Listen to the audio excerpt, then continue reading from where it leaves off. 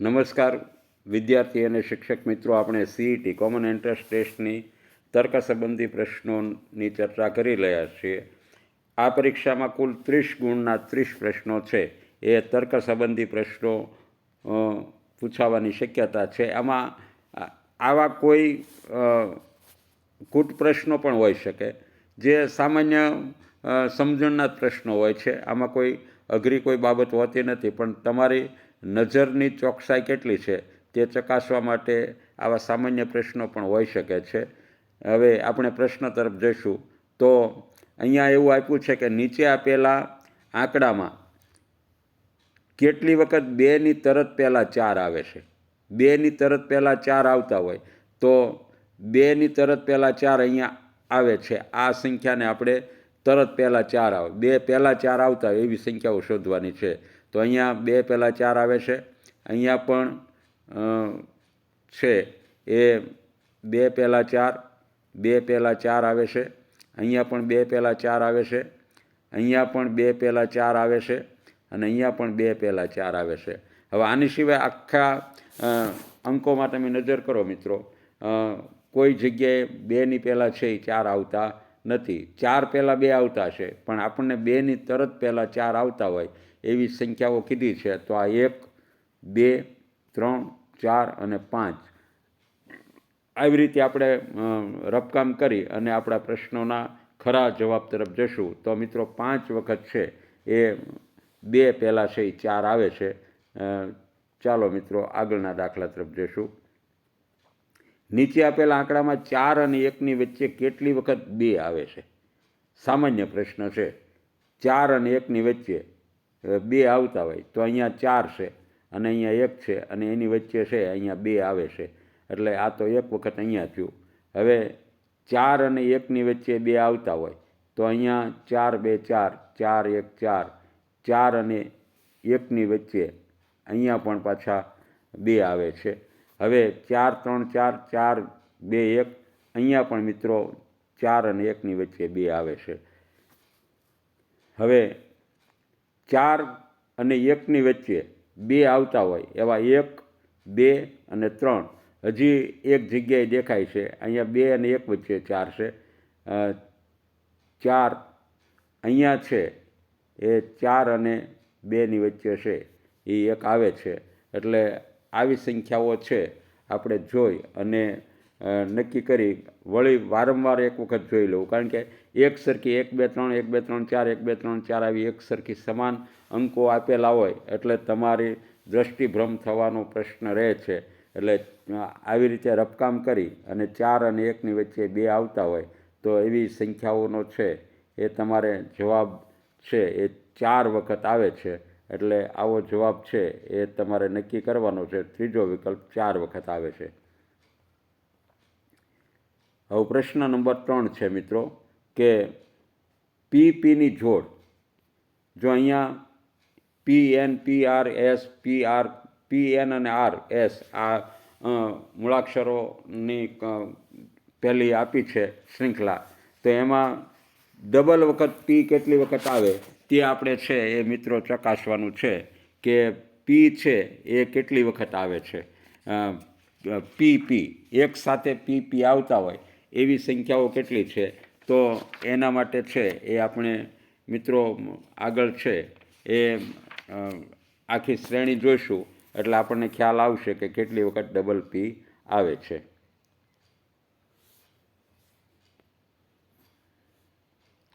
પ્રશ્ન છે એક સાથે 2 વખત Pનું આવવું. જો અહીંયા સૌ પ્રથમ PP છે એ એક સાથે આવે છે. હવે બીજી વખત અહીંયા PP આવે છે.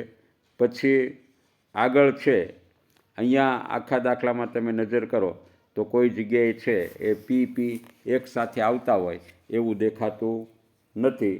એટલે આપણે જવાબમાં છે એ 2 લખીશું કે સમગ્ર સંખ્યામાં છે એ 2 વખત PPની છે એ જોડ આવે છે. એટલે આપણે જવાબ નંબર 2 ને ખરો કરીશું કે PPની જોડ છે એ મિત્રો 2 વખત આવે છે.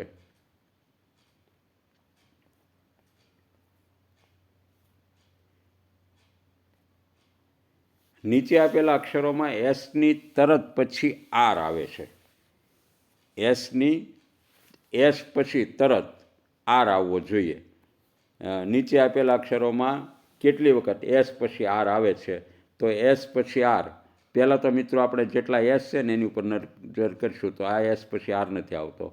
આ એસ છે તો એને પછી એસ આવે છે, બીજા એસ પછી આર આવે છે, એટલે આ સૌ પ્રથમ વખત એસ પછી આર આવે છે.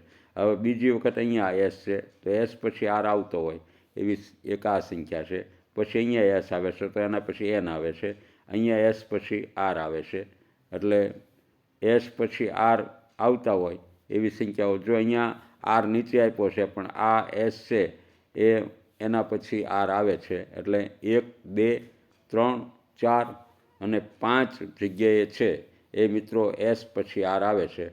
એટલે આપણે આને છે એ 5ને ખરો જવાબ આપી અને આગળના પ્રશ્ન તરફ જશું.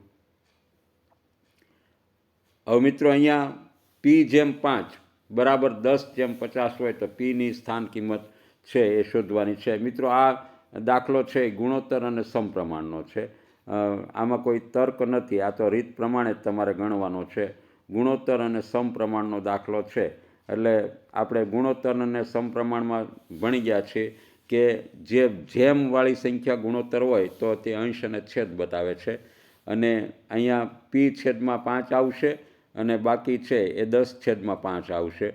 એટલે એવી રીતે પણ ગણી શકાય. અને બે ગુણોત્તરો છે જ્યારે સમપ્રમાણમાં હોય ત્યારે અંત્યપદોનો ગુણાકાર અને મધ્યપદોનો ગુણાકાર પણ થઈ શકે. એટલે તમે અહીંયા P/5 છે અને P/5 પણ કહી શકો અને 10/5 પણ કહી શકીએ. આપણે પ્રથમ રીત પ્રમાણે ગણશું કે P/5 હોય એને બરાબર 10/50 હોય તો આપણે Pને સૂત્રનો કરતા બનાવીએ તો Pની જમણી બાજુ છે એ અહીંયા 5 ગુણાકારમાં છે એ ભાગાકારમાં જશે અને છેદમાં 50. આ 0 0 ઉડી ગઈ, 5 5 ઉડી ગયા, એટલે P બરાબર છે એ મિત્રો 1 જવાબ આવશે. એટલે આવો પ્રશ્ન, તર્ક સંબંધી પ્રશ્નમાં ક્યારેક ગણિતનો પ્રશ્ન પણ પૂછાવાની શક્યતા રહે, એનો ખાસ ખ્યાલ રાખવો. એક સંખ્યાના 20%ના 20% જો 24 હોય તો તે સંખ્યા કઈ છે? આ પણ ગણિતનો જ પ્રશ્ન છે. એટલે એક સંખ્યા છે એને આપણે એક્સ ધારીશું કે એક્સના 20% ના 20% બરાબર છે એ 24 થાય છે, તો તે સંખ્યા કઈ છે? તો એક્સ બરાબર આપણે ના છે એને ગુણાકાર કરશું, ટકાની નિશાની કાઢવા માટે છેદમાં 100 લખીએ છીએ. 20/100 એને બરાબર છે એ મિત્રો આવશે 24. તો આના છેદ ઉડાડીએ, 0 ઉડી ગઈ, 0 ઉડી ગઈ, 0 ઉડી ગઈ, 0 ઉડી ગઈ. આ 2 100ના 2 ભાગ કરીએ તો 50 આવે, 50ના વળી 2 ભાગ કરીએ તો 25 આવે. એટલે મિત્રો એક્સ બરાબર છે એ 24 એને ગુણ્યા 25 થશે. હવે 25ને 4 હારે ગુણીએ તો 100 થાય. આ 24 છે એટલે આપણે 100ને 6 વખત ગુણશું એટલે જવાબમાં મિત્રો છે એ 600 જવાબ આવશે. વિકલ્પ નંબર 3 છે એ ખરો જવાબ થશે.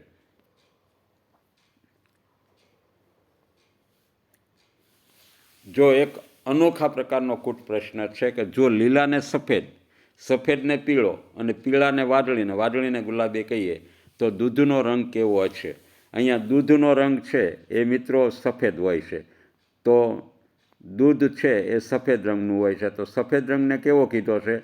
તો કે સફેદ રંગને પીળો કીધો છે. તો અહીંયા જવાબ છે એ પીળો આવવો જોઈએ. લીલો, વાદળી અને સફેદ, એક પણ જવાબમાં સફેદ અને જે પીળો કીધો છે એવો જવાબ નથી, એટલે આનો જવાબ છે આમાંથી એક પણ નહીં. આ સાચો જવાબ બનશે અને આ ત્રણે છે એ જવાબ નહીં આવે. વિકલ્પ 4 આમાંથી એક પણ જવાબ મળતો નથી.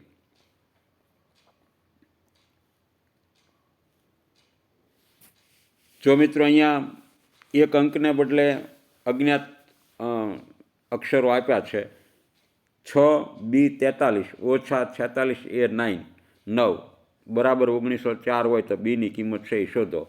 હવે આપણે આ સંખ્યામાંથી આ સંખ્યા બાદ કરવી છે તો આ 1904માં છે એ આપણે આ સંખ્યા ઉમેરી દઈએ તો પણ જવાબ આવે. એટલે આપણે 46A9 આવી રીતે ઉમેરશું. 9 ને 4 છે એ 3 થાય અને વધી 1, તો અહીંયા 4 આવે છે. જવાબ આપણે 4ને લાવવાનો છે. તો અહીંયા એ બરાબર છે આપણે 3 લેવા પડે. આપણે જવાબ બીની કિંમત મૂકવાની છે. એ બરાબર 3 લેવાની ફરજ પડે છે, એટલે અહીં લઈ લેવાના 4. 3 ને 1 4 થશે મિત્રો. 9 ને 6 છે એ 15નો 5 થાય અને વધી 1. 1 ને 1 2 ને 4 6. હવે અહીંયા જે 6 B 43 છે, તો બીની જગ્યાએ 5 આવ્યા, એટલે બી બરાબર છે એ મિત્રો 5 મળે છે આપણને. આવી રીતે કૂટ પ્રશ્ન ગણી અને બી બરાબર છે એ 5 આવે, આવો જવાબ આપી અને આપણે આગળ ચાલીશું.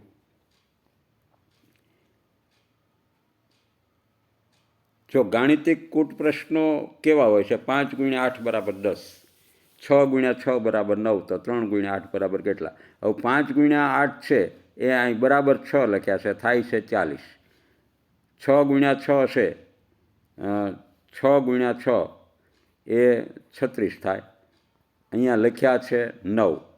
અને એવી જ રીતે આપણે આ જ લોજિક ઉપર 3 × 8નો જવાબ આપવાનો છે. હવે 40 અને 10 વચ્ચે ચોખ્ખો સંબંધ છે કે 40ને તમે 4 વડે ભાગો, પછી 66 36ને પણ 4 વડે ભાગો તો 9 આવે. તો અહીંયા જે જવાબ આવે 24, એને આપણે 4 વડે ભાગવાના. 24ને 4 વડે ભાગ્યા તો જવાબ 6 આવ્યો, એટલે આન્સર 2 સાચો જવાબ બનશે. જો આ કૂટ પ્રશ્નો કાંઈક અનોખા જ આપ્યા છે. 24 × 31 બરાબર 64, તો 24 બરાબર 31 × 64 તો નથી થતા. તો આની પાછળ કયું લોજિક રહેલું છે નિરાતે વિચારો. તો આ બંનેનો સરવાળો કરો. 2 ને 4 કેટલા થાય? તો કે 6. 2 ને 4 6. 3 ને 1 કેટલા થાય? તો કે 4.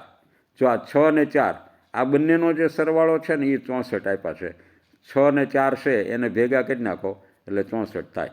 તો એવી રીતે 51, એટલે 5 ને 1 છે એ થાય મિત્રો 6. 6 ને 2 થાય 8, એટલે આ 6 ને 8ને ભેગા કરો તો 68 થાય. હવે અહીંયા તમારે 8 અને 1 તો 9 અને 6 ને 2 એટલે 8. આનો જવાબ છે એ મિત્રો આ લોજિક ઉપર 98 આવશે, એટલે જવાબ 1 98 આપણો સાચો જવાબ બનશે.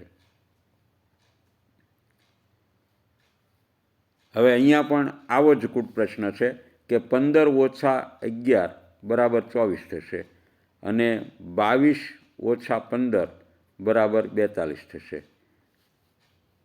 તો 30 ઓછા છે એ 21 બરાબર 9 થાય. તો મિત્રો અહીંયા તો 24 આપ્યા છે, બરાબર.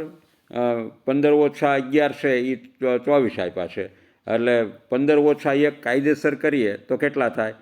તો આને આ સંખ્યાને કંઈક ભાગાકારની સાથે સંબંધ છે, એટલે ભાગાકાર 4. તો અહીંયા છે એ 6 આવે, બરાબર. હવે 22 - 15, તો 22 - 15 7 થાય, તો આને 7 વડે ભાગો તો 6 આવે. હવે તો અહીંયા 30 - 9 છે, તો 9ને આપણે છે એ 6 વડે ગુણશું, કારણ કે 42 જવાબ આવ્યો. તો 9 × 6 = 36, 9 × 6 = 54 આવો જવાબ મિત્રો આવશે. 54 વિકલ્પ 3. વળીવાર એકવાર તમને સમજાવી દઉં કે મિત્રો અહીંયા 15 - 11 એટલે બરાબર હકીકતે થાય 6. 22 - 15 એટલે હકીકતે થાય છે 7. અને 30 - 9 21 એટલે બરાબર થાય 9.